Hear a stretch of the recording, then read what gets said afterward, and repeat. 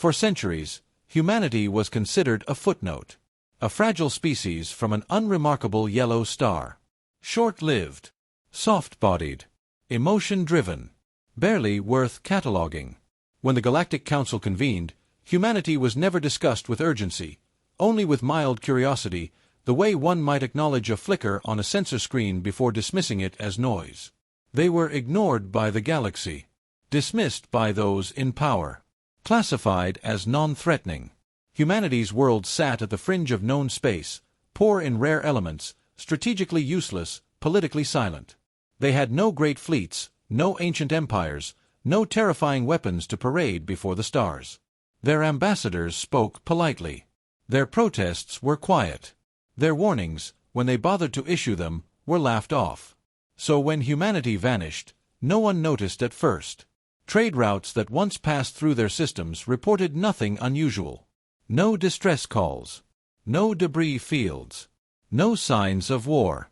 Their colonies went dark one by one, not with explosions, but with silence. Navigation beacons blinked out. Long-range scans returned empty space where cities had once burned with light. The Council logged it as a slow extinction. Perhaps disease. Perhaps internal collapse. Perhaps they simply failed, as so many promising young species did. Files were archived. Borders redrawn. Humanity was labeled deceased, non-hostile. And the galaxy moved on. It took 72 standard cycles before panic began. It started with an anomaly, an unmapped structure at the edge of Council space. Then another. Massive constructs, cold and geometric, appearing where no species claimed territory. Deep space probes sent to investigate never returned, but their final transmissions were identical. Distorted sensor data and one impossible reading. Energy output beyond known limits. Then fleets began to disappear. Not destroyed. Not scattered. Simply gone. Veteran commanders reported something worse than battle. No warning shots. No declarations of war. Just a sudden loss of control, followed by silence. The void swallowed armadas whole, leaving no wreckage, no survivors, no explanation. Emergency sessions were called. Ancient archives were reopened. Forgotten reports were dusted off. And someone finally asked the question that should have been asked centuries ago. What happened to the humans? The answer arrived not in words, but in motion. At the edge of the Council's core systems, space bent.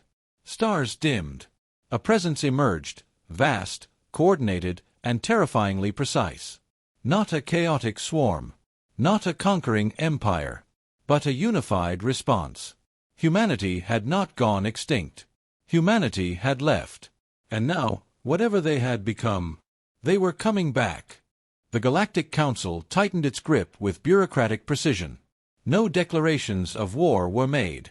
No fleets were mobilized. That would have implied humanity mattered. Instead, the Council chose something far more efficient: policy. Trade corridors through human space were quietly reclassified. Tariffs became sanctions. Sanctions became embargoes. Ships that once carried medicine, machinery, and cultural exchange were turned away under the excuse of regulatory non-compliance. Humanity protested, formally and politely at first. They cited interstellar accords. They cited shared exploration treaties. They cited decades of cooperation. The Council listened, nodded, and voted unanimously to ignore them.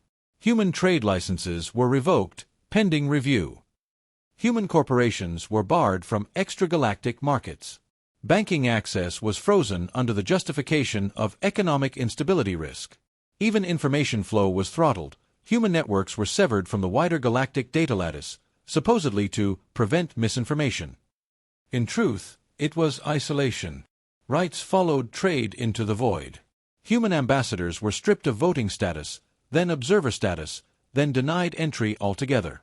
Their colonies were declared unprotected regions, freeing neighboring powers to claim surrounding systems. Appeals vanished into committees. Committees dissolved into silence. The Council's message was clear without ever being spoken. Know your place. And humanity's place, the Council decided, was nowhere. Council analysts predicted a swift outcome. Humans were too divided, too emotionally driven, too dependent on external supply chains. Cut them off, and they would fracture, starve, turn inward, collapse under the weight of their own inefficiency. Some council members even expressed a degree of satisfaction. "This will be a lesson," one elder remarked. "A necessary correction," said another. "A mercy," claimed a third, as if erasing a species from relevance were an act of kindness. Humanity's response confused them. There were no riots broadcast across the stars. No desperate pleas. No last, glorious stand. Instead, human signals began to thin. Cargo traffic dropped, not from lack of ships, but from deliberate withdrawal. Colonies ceased exporting resources and redirected everything inward. Manufacturing hubs went dark to outside observers, though internal power readings spiked sharply before disappearing from council sensors entirely. Human governments stopped arguing with the council.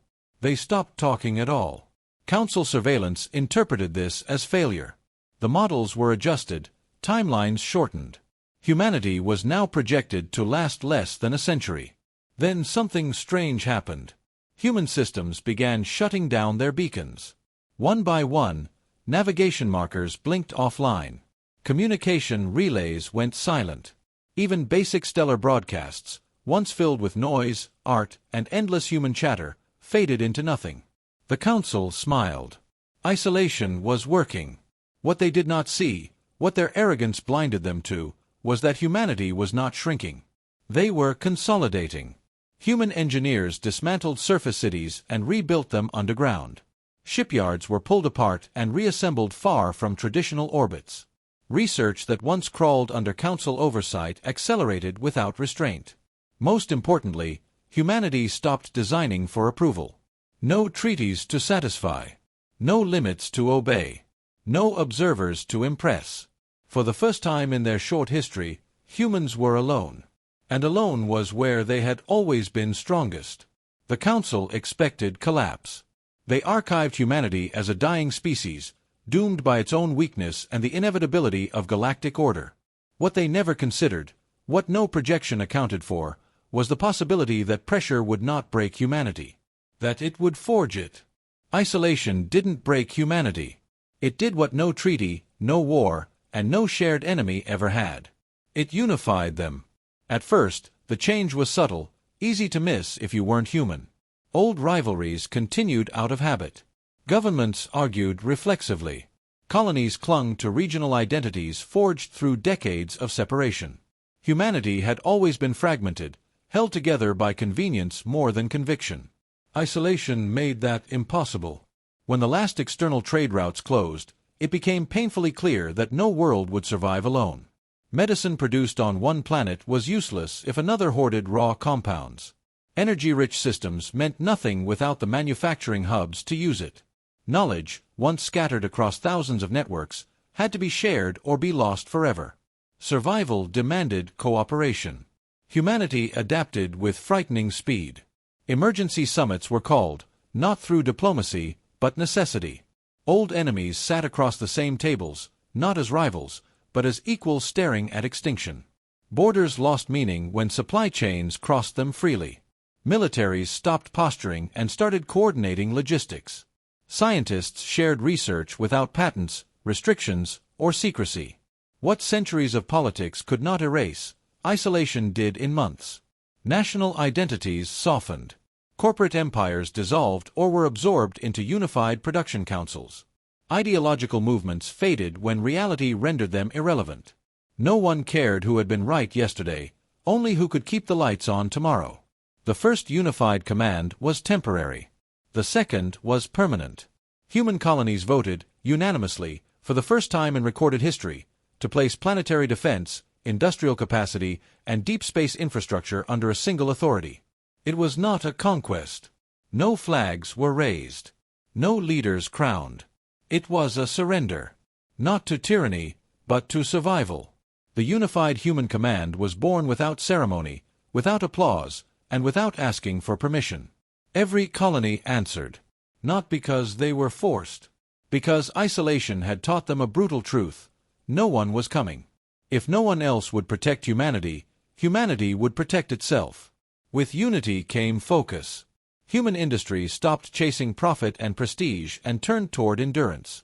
Starships were redesigned not for elegance or council compliance, but for longevity, thick hulls, modular systems, redundant cores. Weapons research shed its ceremonial limitations and asked only one question: will this work when everything else fails? Human scientists stopped arguing about whether something was ethical and began asking whether it was necessary. When food shortages threatened fringe colonies, solutions came from unexpected places. Terraforming research repurposed into self-sustaining biospheres, synthetic ecosystems capable of surviving in vacuum-sealed habitats. When energy demands exceeded known limits, humans did what they always had. They pushed. Isolation gave them something they had never possessed before: freedom from observation. No inspections. No compliance reviews. No council restrictions quietly embedded in design standards. Humanity learned how much progress had been delayed not by lack of intelligence, but by being watched. Culturally, something shifted as well. Art became quieter. Stories became darker, more honest. Human children grew up knowing the galaxy had decided they were expendable. They learned history not as triumph, but as warning. Pride was replaced by resolve. The idea of belonging to the galaxy died. The idea of belonging to each other took its place.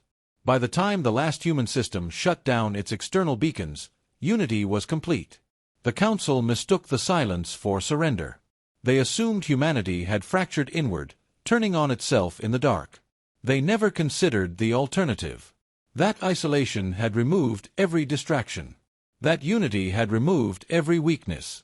That an entire species, once scattered, divided, and overlooked, now stood under one command, one purpose, and one unspoken promise. Never again. In silence, humanity evolved. Not in grand displays or public triumphs, but in sealed shipyards buried deep in asteroid belts and hollowed moons. Progress no longer announced itself to the galaxy. It whispered through encrypted channels and spread through hands-on necessity. Human engineers rewrote the fundamentals of propulsion. Old engine designs, built for efficiency and trade lane compliance, were scrapped. In their place came drives that did not simply push against space, but folded it. Short-range tests bent local gravity wells. Long-range trials erased the concept of predictable travel altogether. Human ships no longer traveled. They arrived. Energy production followed the same philosophy. Fusion was refined, then surpassed. Reactors were designed to run indefinitely, sealed systems that could operate without maintenance for decades. Failure was no longer acceptable. Redundancy became doctrine. Then came shields. The Council's models assumed defensive technology followed certain rules: energy dispersion limits, harmonic failure points, predictable overload thresholds. Human shields ignored those assumptions entirely. They were layered, adaptive, and unsettlingly quiet. Instead of flaring under impact, they absorbed, redistributed, and learned. The first test against simulated Council weaponry ended in confusion. The weapons registered as successful hits. The ships remained untouched. Fleets were constructed around these principles, but not in the way the galaxy understood fleets. There were no ceremonial flagships. No intimidating silhouettes meant to project dominance. Human vessels were utilitarian, dense, angular, almost ugly to non-human eyes. They were not built to intimidate. They were built to endure. Every human ship was capable of independent operation. Every fleet could fracture into autonomous elements and still function as a cohesive whole. Command structures were distributed, hardened against decapitation. No single loss could cripple the system. Humanity had studied the galaxy carefully before going silent. They learned how empires fell, and they designed themselves to never do the same. Weapons development remained classified even among human worlds, compartmentalized and isolated. Not out of distrust, but out of doctrine. If knowledge could be lost, stolen, or corrupted, it was dangerous. Some systems went further. There were projects without names, authorized by councils that no longer existed, run by people who never signed their work. Experimental weapons were tested in dead systems, places the Council had long ago written off as unstable or irrelevant. Entire stars were used as laboratories. Humanity did not grow cruel. They grew cautious. Survival required restraint as much as strength. While the galaxy expanded, postured, and argued, humanity refined. While council powers squabbled over borders and influence, human fleets drilled endlessly, silent, synchronized, unseen. Even their communications changed. Human signals no longer radiated outward. They were tightly focused, narrow-beam transmissions, impossible to intercept without already knowing where to look. Humanity became a shadow not through stealth, but through discipline. And then there was the doctrine shift. Humanity stopped planning for war. They planned for being hunted. Scenarios assumed overwhelming enemy numbers. Total information blackout. The loss of entire systems without warning. Survival was defined not as victory, but continuity. As long as humanity endured, the mission succeeded. By the time the galaxy noticed something was wrong, noticed empty systems behaving incorrectly, noticed gravitational anomalies with no source, humanity was ready. The Council believed it had erased a weak species. In truth, it had granted humanity the greatest gift possible: time. And humanity used every second of it. Then a new enemy appeared. They did not announce themselves with diplomacy or ritual. There were no warnings, no ideological manifestos broadcast across the stars. One cycle, a border system failed to report in. The next, an entire sector went dark. The survivors named them the Dominion, not because that was what they called themselves, but because domination was the only pattern anyone could identify. They arrived in overwhelming force. Their fleets moved with brutal efficiency, formations dense and unyielding.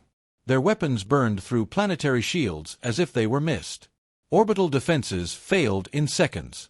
Communications were severed before distress calls could fully transmit. Worlds fell. Not after prolonged sieges or heroic last stands, but with terrifying speed. Civilian populations were rounded up, catalogued, and processed. Some were enslaved outright, labor stripped of identity and culture. Others were relocated to unknown destinations, never to be heard from again. Species that had stood for millennia vanished in weeks. The Council responded the way it always had. With meetings.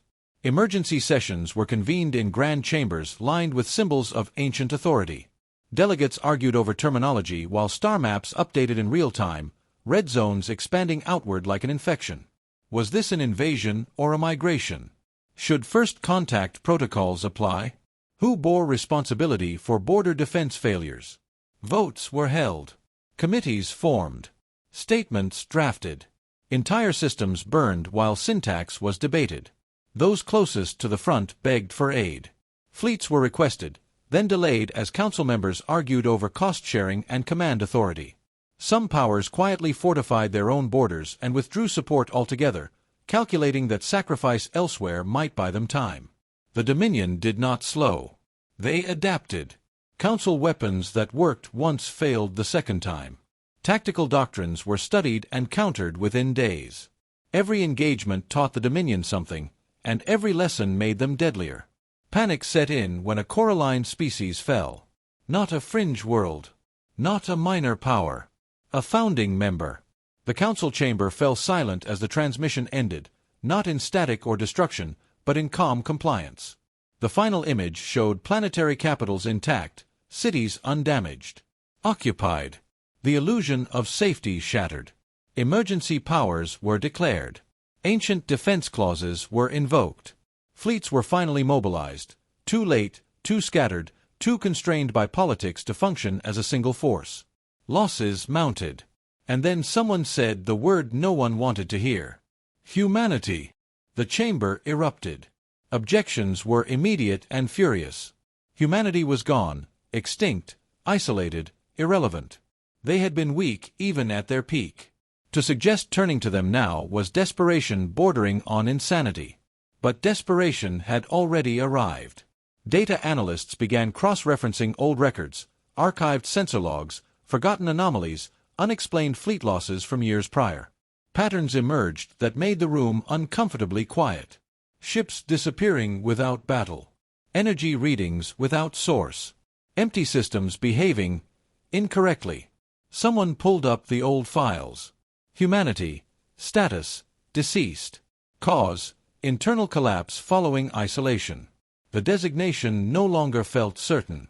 Scouts were dispatched toward former human space, not with hope, but obligation. If there was even a chance humanity still existed, it had to be confirmed. The Dominion was approaching faster than Council politics could adapt. Weeks passed. Then a report arrived. Human space was not empty. It was fortified. Navigation probes struggled to penetrate sensor shadows that should not have existed. Automated scouts vanished upon entry. Long-range scans returned warped data, gravity behaving unnaturally, energy signatures masked behind layers of interference. There were fleets there. Human fleets. Not massed at borders, not postured for conquest, but positioned deep, layered, and immovable. Defensive networks spanned entire systems, integrated so tightly they blurred into a single structure. Humanity had not been idle. The Council did not celebrate. They argued. Some demanded immediate alliance overtures. Others insisted on formal apologies. A few suggested coercion. After all, humanity had once been weak. Surely they could be pressured into compliance. The irony went unspoken. When the Dominion breached yet another sector, this time only a few jumps from the Council's core, the arguments ended. A single transmission was authorized. It was brief, carefully worded, stripped of arrogance, though traces remained. The Council requested assistance. They waited. For the first time in its long history, the Galactic Council found itself hoping for an answer from a species it had once discarded. From the silence they had created. From humanity. The Council expected forgiveness. They prepared statements filled with careful regret, rehearsed apologies that admitted just enough fault without surrendering authority. Diplomatic teams stood ready, armed with concessions, titles, and promises they had never intended to keep for long. They believed humanity would be eager to belong again. They were wrong. The response did not come from a Council-approved channel. It did not route through diplomatic relays or public networks. It appeared simultaneously in every Council system, clean, precise, and undeniable. A single transmission. No flags. No posturing. No emotion. The image resolved into a human figure, unadorned, seated, hands folded. No military insignia. No background to suggest power or wealth. Just calm, measured presence. When the human spoke, the voice was steady. "We acknowledge receipt of your request." The chamber leaned forward. "We recognize the existence of the Dominion. We are aware of your losses. We understand the urgency of your situation." There was a pause, not dramatic, simply deliberate. "We do not share your timetable." Murmurs rippled through the chamber. The human continued. "For centuries, you determined when humanity mattered, when our voices were heard, when our lives were worth consideration." Another pause. "We will decide when to act." The words were not spoken in anger. That was what terrified them. The Council demanded clarification, requested negotiation, invoked ancient mutual defense clauses that humanity had been excluded from for generations. The human listened, then responded with a single sentence. "Those agreements no longer apply to us." The transmission ended. No threats. No ultimatums. No reassurance. Only certainty. In the cycles that followed, the Council waited, uneasy, helpless, exposed. Dominion forces continued their advance, unstoppable and methodical. Border systems fell faster now, as if the enemy sensed weakness in the heart of the galaxy. And then space itself began to change. Gravitational sensors across multiple sectors registered fluctuations that defied known physics. Trade lanes warped. Navigation calculations returned conflicting results. Stars dimmed fractionally, as though something vast had moved between them and the observers.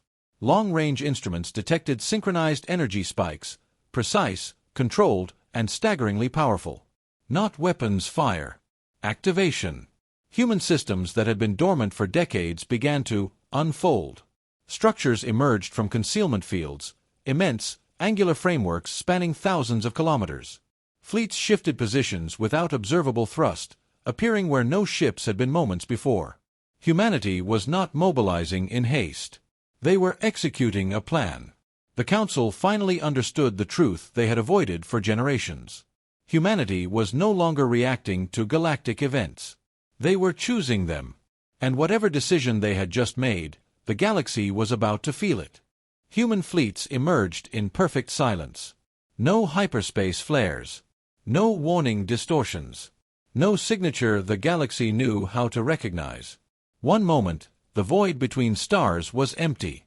The next, it was occupied by lines of human vessels so vast and orderly that sensor systems struggled to classify them. Not a swarm. Not a chaotic armada. A formation. Massive hulls locked into geometric precision, each ship positioned with mathematical certainty. There were no visible weapons powering up, no shields flaring in anticipation. The fleets did not advance. They arrived. Dominion forces detected them seconds later. Targeting systems snapped to attention.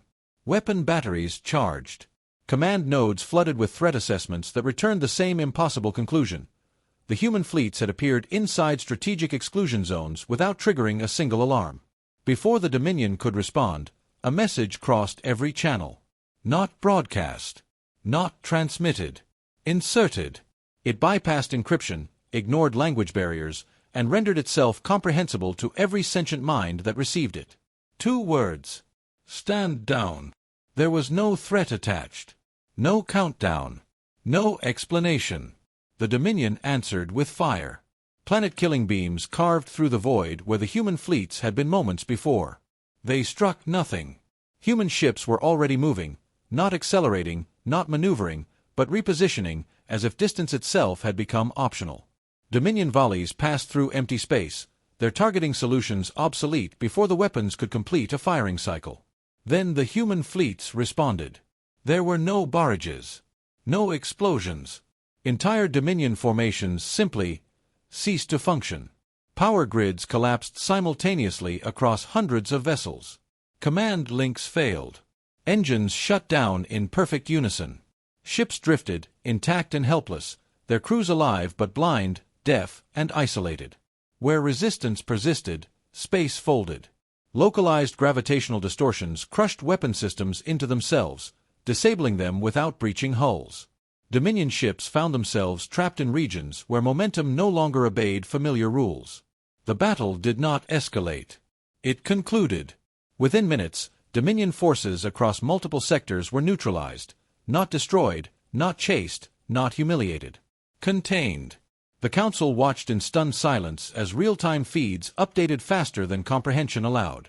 Engagements that should have taken months ended before official declarations could be issued. Dominion Command attempted retreat. There was nowhere to go. Human fleets anticipated every vector, every contingency, every desperate gamble. Escape routes collapsed into navigational impossibilities. Reinforcement signals vanished into static, intercepted before they were fully formed. The Dominion had prepared for war. Humanity had prepared for inevitability. The final transmission came from a human command node, calm, precise, and mercilessly clear. Hostilities are concluded. The Dominion did not surrender. They were simply finished.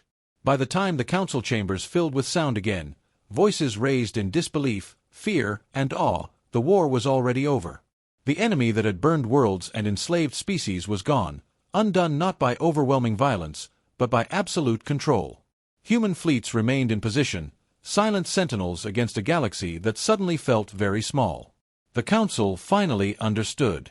They had not summoned a savior. They had witnessed the arrival of the dominant power in the galaxy. And humanity had just demonstrated what happened when it chose to act. The Council tried to reclaim control. Emergency charters were invoked.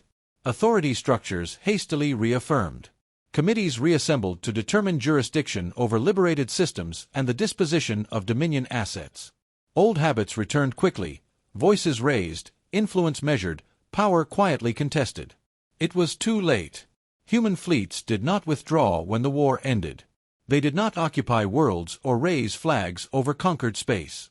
They remained where they were, positioned at critical junctions, along broken borders, and near vulnerable systems the Council had failed to protect. Not rulers. Guards. When Council envoys requested coordination, humanity responded with calm acknowledgement and no deference. There were no votes to sway, no favors to trade, no leverage to apply. Humanity listened, considered, and acted according to its own assessments. The council was no longer the highest authority in the room. It was a voice among others. Liberated species waited for terms that never came. There were no demands for tribute, no compulsory alliances, no cultural mandates imposed. Human ships repaired infrastructure, restored communications, and departed without ceremony. Some species offered loyalty. Humanity declined. Others asked for protection. Humanity did not promise it. Instead, they offered something far more unsettling: vigilance. Human patrols became a constant presence in regions once considered unsafe. Trade routes stabilized, not through tariffs or treaties, but through certainty. Pirates vanished. Expansionist powers hesitated. The galaxy adjusted its behavior not because humanity demanded it, but because everyone had seen what happened when humanity decided to act. The Council issued statements praising cooperation and unity, carefully framing humanity's intervention as a collective victory. Humanity did not correct them. They did not need credit. The truth spread without official sanction, whispered in dockyards, encoded into cultural memory, passed between species that had watched extinction approach and then stop. Humanity did not rule the galaxy. They had no interest in thrones or councils or ancient titles weighed down by arrogance. They had learned something during their long isolation. Power did not need recognition. It needed restraint. Across human space, the fleets remained ready. Engines stayed warm. Sensors stayed awake. Humanity did not celebrate its victory. There were no monuments, no holidays marking the war's end. Preparation continued, because humanity understood something the galaxy was only beginning to grasp. Darkness did not announce itself. It crept. It adapted. It returned. And when it did, whether in centuries or cycles, the galaxy would not need to debate policy or call emergency sessions. They would already know the truth. If darkness rises again, humanity will be there.